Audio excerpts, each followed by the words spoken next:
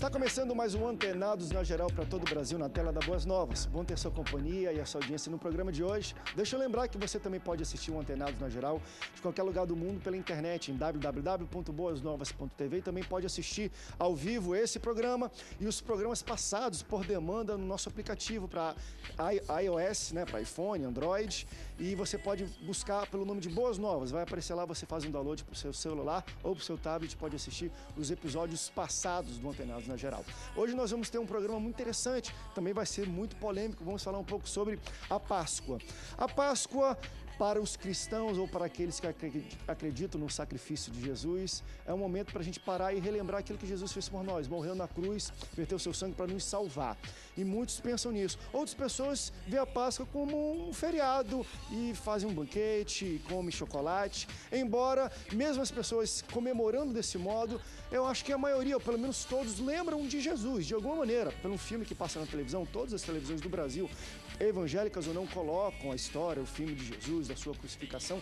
É um momento de festejar, é um momento de comer, tem, enfim, coelho, tem ovo, mas também eu acho que passa, mesmo que vagamente, na memória de cada brasileiro, pelo menos, que é uma data que se comemora, ou pelo menos se iniciou comemorando a crucificação e a ressurreição de Jesus. E nós vamos debater hoje sobre isso aqui no Antenados na Geral, porque existem, de fato, pensamentos muito distintos sobre, será mesmo que é a Páscoa? Mas vem aqui, a cultura judaica não é nem nessa data, é diferente, é um outro tipo de festa. Vamos debater hoje aqui no Antenados na Geral com ele, que é escritor e também pastor e professor de Novo Testamento e teologia geral e pesquisador nas ciências humanas, pastor Ailton Bezerra. Pastor, bem-vindo ao Antenados.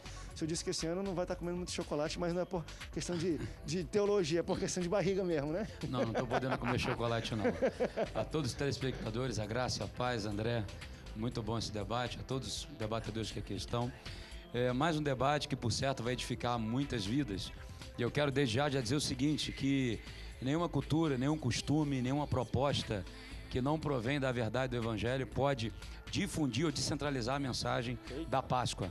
A palavra de Deus fala em 1 Pedro 1,18 até o 19, que não foi mediante coisas corruptíveis como prata e ouro que foste resgatada a vossa vã maneira de viver, e nem por tradições que aprendeste o vosso Pai, mas foi pelo precioso sangue do Cordeiro Imaculado, e aquele Cordeiro que foi lá tipificado, foi lá pregado, foi lá dito em Êxodo capítulo 12, no contexto mosaico, no contexto do nosso grande líder Moisés. Então essa mensagem não pode ficar esquecida. Você que vai comemorar ou está comemorando essa Páscoa, que você saiba que Cristo morreu, mas Ele ressuscitou, vive está, e o sangue de Jesus nos purifica de todo o pecado. O resto só faz parte do nosso debate aqui. Mas a mensagem é essa: o sangue de Jesus tem poder para limpar você e perdoar seus pecados. E se você não tinha ciência disso, vamos tentar resgatar um pouco sobre esse significado, como as pessoas deveriam, de fato, pensar e parar para meditar naquilo que Jesus fez por nós. Também recebo ele, que é teólogo, presidente da Associação Pedras Vivas e líder da congregação judaico da unidade Beit El Shammah. Estou falando do Rosh, Marcos Andrade. Rosh, bem-vindo ao Antenados na Geral. Prazer, André. E esse tema é interessante. Hoje, o que se chama Páscoa está misturado com muita coisa, com muito paganismo. Então, eu vou me concentrar mais no sentido de trazer o que é realmente Pêssar. Perfeito. Ao invés de falar, porque hoje em dia realmente é uma mistura muito grande. Então, o que muita gente acha que está totalmente equivocado do que significa isso.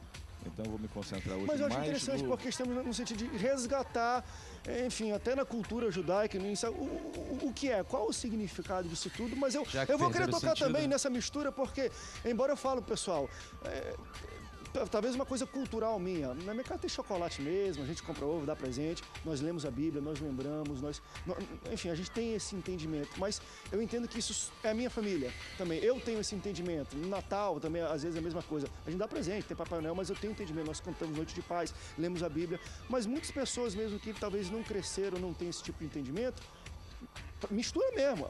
É da ovo de Páscoa, é chocolate, e nada tem a ver com isso, embora o chocolate sempre é bom, né? No meu aniversário, no aniversário de outras pessoas, Natal. Mas a gente tem que também esclarecer coisas que vieram, talvez, de simbologias ou simbolismos pagãos muda ou não muda, enfim, simbologia, o significado? A gente debate hoje, porque eu acho que é interessante e é cabível desse programa. Também recebo ele, que é bispo da Catedral Presbiteriana Pentecostal, também doutor em teologia, professor da Faculdade de Fato, bispo Joel de França. Bem-vindo, bispo, ao Antenados. É um prazer estar aqui, que nós possamos, durante esse debate, esclarecer sobre a diferença da Páscoa no sentido religioso e na Páscoa no sentido comercial.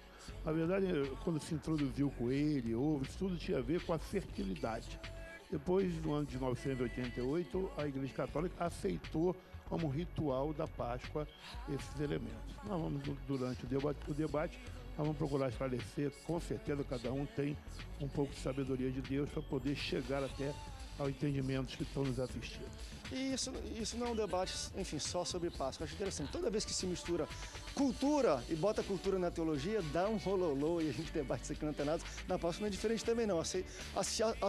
Aceitaram-se coisas que não eram para ter aceitado e hoje virou cultural e faz parte. Às vezes é até difícil diferenciar, mas vamos diferenciar Páscoa religiosa, vamos dizer assim, cristã, e Páscoa comercial. E será que tá ruim também participar das duas, né? Trocar um ovinho? Não, vamos falar sobre isso aqui no Antenados. Recebo ele, que é pastor da Igreja Assembleia de Deus de Marechal Hermes, também professor e escritor, pastor Rubens Teixeira. Bem-vindo, pastor Antenados. Prazer, André, estar aqui com você, com os nossos companheiros de debate. E sei que vai sair bastante coisas relevantes aí, complementares aí ao assunto, mas precisamos lembrar, abre aspas, porque todas as vezes que comerdes este pão e beberdes este cálice, anunciais a morte do Senhor até que venha.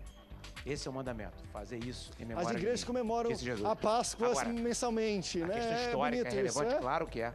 A questão do comércio, o cara comer chocolate. Rapaz, quem sou eu para falar para a pessoa não comerem chocolate? Se eu falasse para vão comer mesmo.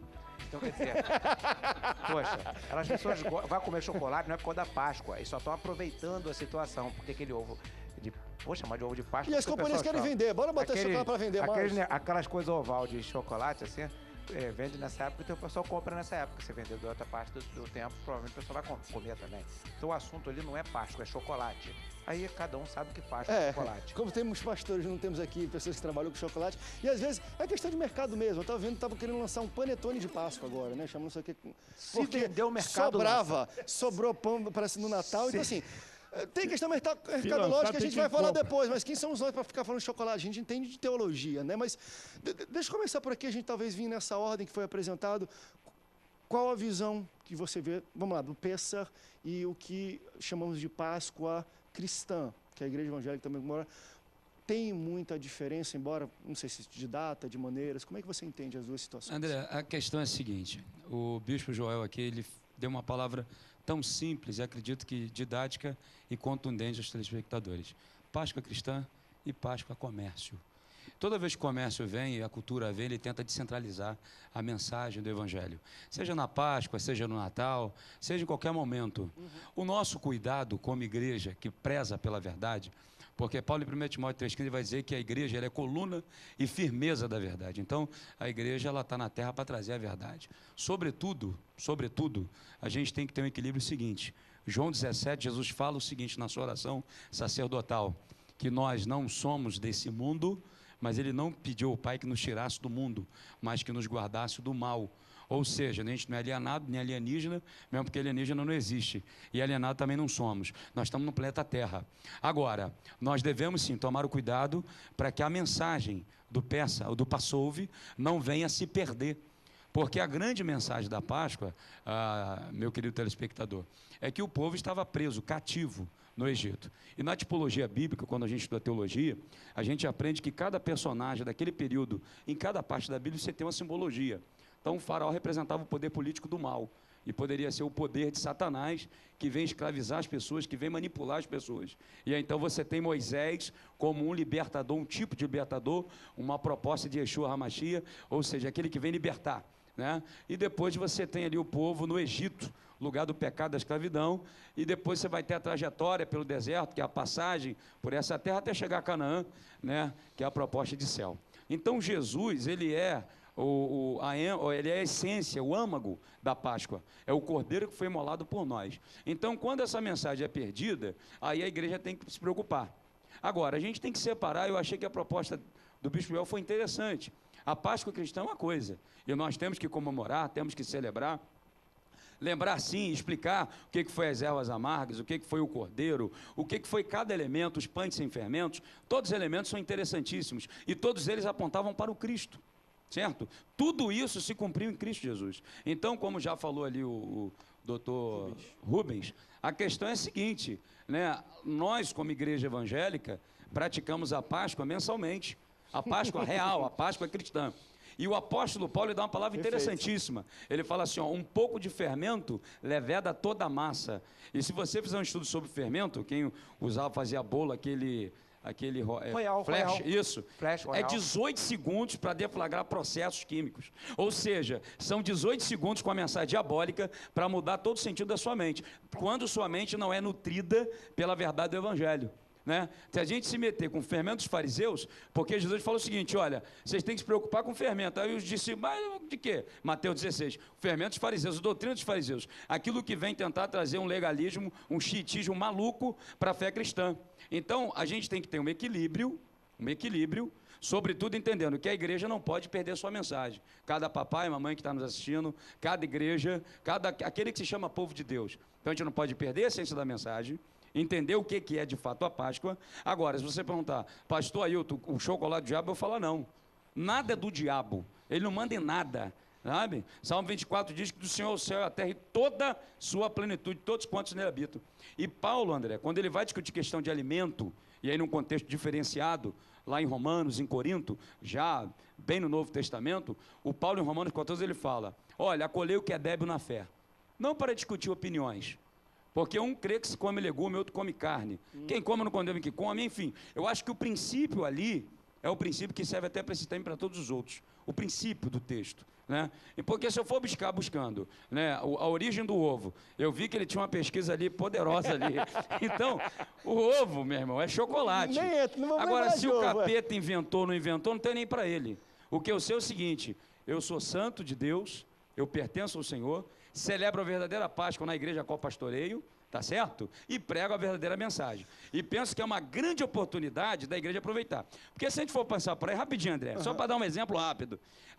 Mete o pau no chocolate, beleza, tá bom. Mas pega todas as tradições, vai fazer canjica, vai comer peixinho, vai não sei o quê, bacalhau, não sei o quê, o resto tudo capeta. Então, a gente tem que ter um equilíbrio, diferenciar, ter a palavra aqui contrária entre nós aqui, que é interessante, é pertinente, e a gente pensar esse debate nessa linha. Não, mas eu acho que a gente já começou. Vamos para um rápido break, depois nós voltamos, porque eu acho que a gente começou e vamos debater nesse nível. Porque eu acho que, beleza, comercial lá e o religioso aqui. Mas o que me preocupa, e eu vou botar aqui em voga assim, e eu já vi situações assim no Natal, e de vez em quando se tem alguma coisa na internet que você vê na Páscoa, que vão se, às vezes, enfeitar a igreja e não coloca nenhum símbolo que remete a Jesus. Tu acabou de falar um monte de coisa, dos pães, das ervas amargas. Aí você chega lá, tem coelhinho, tem um monte de ovinho e cadê uma cruz? Cadê alguma coisa que lembra da crucificação? Mesma coisa no Natal, ao invés de botar talvez ali, né, estrebaria, aquela cena que nós temos do nascimento de Jesus, se coloca um Papai Noel com umas renas e presente na igreja. Isso eu fico louco quando eu vejo esse tipo de mudança. André, e a gente vai bater nisso. Vamos para um rápido break, depois a gente volta, não sai daí. O Antenados volta já já.